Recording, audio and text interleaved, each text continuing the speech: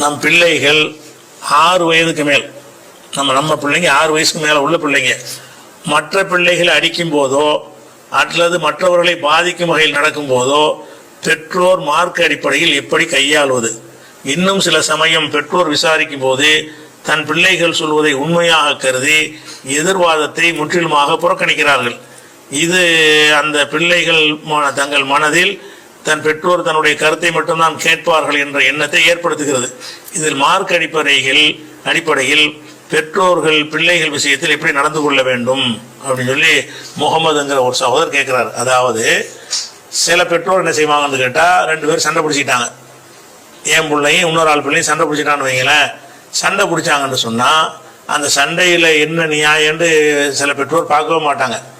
என் பிள்ளை நீ எப்படி அடிச்ச அப்படின்னு சொல்லிட்டு இவன் உங்கள் புள்ள சொல்றதை கேட்டுக்கொண்டோ அல்லது கேட்காமலே இவங்களே ஒரு முடிவு எடுத்துக்கொண்டோ என்ன செய்வாங்கன்னு கேட்டால் அந்த அடுத்த பிள்ளையோட சண்டைக்கு போவாங்க, அடுத்த பிள்ளையோட பெற்றோரோட சண்டைக்கு போவாங்க, குடும்ப பகையாவெல்லாம் போய் முடிஞ்சிடும்.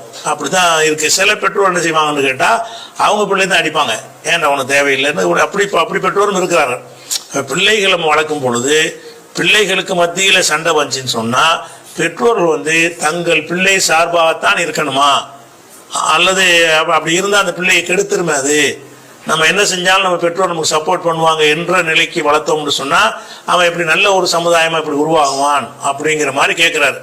பொதுவாக இஸ்லாத்தின் அடிப்படையான ஒரு விஷயம் என்னன்னு கேட்டால், அதாவது நீதியாக நடக்கணுங்கிறது இஸ்லாத்தின் பொதுவான ஒரு அம்சம். பிள்ளைகளாக இருக்கட்டும், பிள்ளைகள் அல்லாத மற்றவங்களாக இருக்கட்டும், 2 பேருக்கு பிரச்சனை என்று சொன்னால் பிரச்சனை என்ன, அதில் யார் பக்கம் நீதி, அதை விசாரிக்காமல் என்ன செய்யக்கூடாது, ஏன் புள்ள ஓம் புள்ளங்கிற அடிப்படையில் பிரச்சனை அணுகவே கூடாது. சண்டை வந்துச்சுன்னு சொன்னால் நம்ம புள்ள மேலேயும் தப்பு இருக்கும், அவன் புள்ள மேலேயும் தப்பு இருக்கும். நம்ம விசாரித்து பார்த்து யார் மேலே தப்பு இருக்குதோ அதுக்கு தகுந்தவாறு நம்ம அந்த வளர்த்தா தான் நம்ம புள்ள நல்ல பிள்ளையா வளரும், இல்லைன்னா தருதலை பிள்ளையா போயிடும். அல்லாஹ் குர்ஆன்ல என்ன சொல்லி காட்டுறான்னு கேட்டால் 4வது சூறாவில் 135வது ஹதீஸில் சொல்லி காட்டணும், 134 135 வசனத்தில் சொல்கிறான், யாயுல்லதீன ஆமனு, நம்பிக்கை கொண்டவர்களே, கூனு கவ்வாமீன பில் கிஸ்தி, நீதியை நிலைநாட்டக்கூடியவர்களாக ஆகிவிடுங்கள், ஷுஹதா லில்லாஹி, அல்லாஹ்வுக்கு சாட்சியாளர்களாக ஆகிவிடுங்கள், ஒலவல அன்புசிக்கும், உங்களுக்கு எதிராக இருந்தாலும் சரி நீதி தான் பேசணும், உங்களுக்கு பாதகமாக இருந்தாலும் சரி, அவில் வாலிதைனி, பெற்றோர்களுக்கு பாதகமாக இருந்தாலும் சரி, ஒல் அக்ரபீன, உறவினர்களுக்கு பாதகமாக இருந்தாலும் சரி, நீங்க நீதியைத்தான் நிலைநாட்டணும். உங்க புள்ளதான் தப்பா பண்ணிட்டான்னு சொன்ன என்ன செய்யணும், ஏண்டா செஞ்சு அவனைத்தான் நம்ம அடிக்கணும். அந்த பாதிக்கப்பட்ட அந்த பையனின் பக்கம் தான் நியாயம். நம்ம பையன் போய் ஒரு ஆள் அநியாயத்துக்கு அடிச்சிருக்கலாம், விசாரிச்சு பார்த்தோம்னா நம்ம பையன் மேலதான் மிஸ்டேக், அவன் மேல மிஸ்டேக் இல்லை. நம்ம என்ன செய்யணும், அவனுக்கு நியாயம் வழங்கணும். உங்க பையனை என் பையன் அடிச்சது தப்பு அப்படின்னு சொல்லி இவனை கண்டிச்சு அறிவுரை, இவனுக்கு வயசுக்கு தங்கப்பார் அடிக்கிறான் தான் அடிக்கலாம், புத்தி மீது சொன்னா புத்தி மீது சொல்லலாம். ஆனா அவனை போய் எதிரி போய் என்ன செய்யக்கூடாது, கண்டிச்சிடக்கூடாது. அல்ல எப்படி சொல்லி காட்டுறான்னு கேட்டா, கூனு கவ்வாமீன பில் கிஸ்தி, நீதியை நிலைநாட்டக்கூடியவர்கள் ஆகிவிடுங்கள், ஷுஹதா லில்லாஹி, அல்லாஹ்வுக்கு சாட்சியாளர்களா இருக்கணும். அல்லாஹ் பார்த்துட்டு இருக்கிறான். நீங்க உங்க பக்கம் பேசிட்டீங்கன்னா அல்லாஹ் எல்லாம் அது கணக்கு வச்சுருப்பான், அவன் எல்லாம் தெரியும்ல, அதெல்லாம் ரெக்கார்ட் ஆகும், அதுக்கெல்லாம் மறுமையில கேள்வி இருக்குன்னு அர்த்தம். உடவள அன்புசிக்கும், உங்களுக்கு எதிராக இருந்தாலும் சரி, அவில் வாலிதைன் உள்ள அக்கரபியின், பெற்றோருக்கும் உறவினருக்கு பாதிப்பாக இருந்தாலும் சரிதான் நீங்கள் நீதியை நிலைநாட்ட வேண்டும் என்று 134 வசனத்தில் அல்லாஹ் சொல்லி காட்டுகிறான். 5-8 வசனத்தில் அல்லாஹ் சொல்லி காட்டுகிறான், யாயுல்லதீன ஆமனு, நம்பிக்கை கொண்டவர்களே, கூனு கவ்வாமீன லில்லாஹ், அல்லாஹ்வுக்காக நீங்கள் செயல்படக்கூடியவர்களாக ஆகிவிடுங்கள், ஷுஹதா பில் கிஸ்தி, நீதிக்கு சாட்சியாளர்களாக ஆகிவிடுங்கள், வலா எஜ்ரிமன்னக்கும் ஷனஆனு கௌமின், ஒரு சாரார் மீது ஏற்பட்ட விருப்பு பகை அல்லாஹ் தாதிலோ, நீதி செலுத்தாமல் இருக்க உங்களை தூண்ட வேண்டாம்.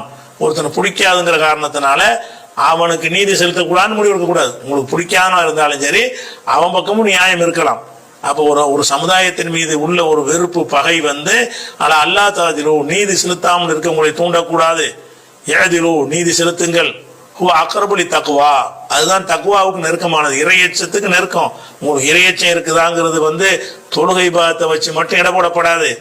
உங்க பிள்ளைக்கு அடுத்த பிள்ளைக்கு சண்டை வந்துச்சுன்னா நீங்க எப்படி நடக்கிறீங்க, அங்கேயும் தக்குவா இருக்கிறது. உங்க பிள்ளைக்கு இன்னொரு பிள்ளைக்கு சண்டை வந்துச்சுன்னு சொன்னா நீதியின் பக்கம் நீங்க நின்றா தான் உங்களுக்கு இறையச்சம் இருக்குன்னு அர்த்தம். பிள்ளையின் பக்கம் நின்றீங்கன்னா இறையச்சம் இல்லைன்னு அர்த்தம். அல்லாஹ் சொல்லி காட்டுகிறான், நீதிலோ, நீதியாக நடங்கள், அக்ரபுலி தக்குவா, அதுதான் வந்து தக்குவாவுக்கு நெருக்கமானது.